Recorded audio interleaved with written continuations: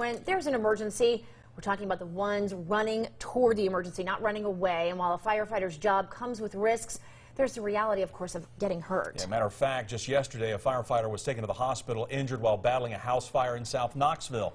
As of today, we're told he is home recovering and doing okay. Now, KFD sharing the firefighter's neck was injured when part of the home ceiling fell on crews that were working to stop the flames from spreading. In light of that and the roller coaster of winter weather we've been seeing, we had WATE 6 on your side reporter Laura Holm speak with firefighters about the everyday dangers they face when it's this cold outside.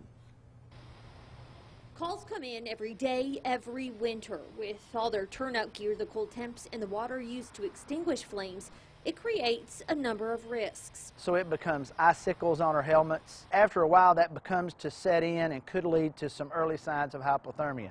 So the number one thing we've got to do is get out of our gear and get in a warm environment. Firefighters all over East Tennessee watch one another while on scene. The Knoxville Fire Department uses a rehab bus when conditions are below freezing. Then when you stop working, you cool down, and that's when sometimes hypothermia will set in. They can go into the rehab bus, warm up, get some coffee, hot chocolate, some things like that, and then go back in. Fire departments remind crews to prepare 24 hours before a shift. We still tell our guys all the time to stay hydrated, because it doesn't matter whether it's cold or not. When you put on all the gear, now you're still going to sweat, and you're going to sweat a lot. On scene, firefighters check vital signs, making sure everyone is still healthy.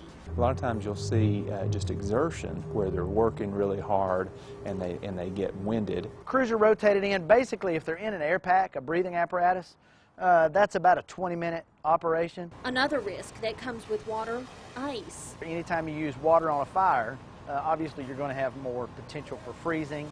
And then it becomes a slipping hazard and a tripping hazard for us. So for traction, firefighters use things like kitty litter, salt, and sand when they're out on the scene fighting a fire, just in case conditions do get icy. That's probably the simplest one, and probably the one that we can deal the best with. But no matter the season, firefighters say it's our community that's the reason they do this. Saving lives and property, that's the number one thing. In Knoxville, Laura Holm, WATE 6 on your side.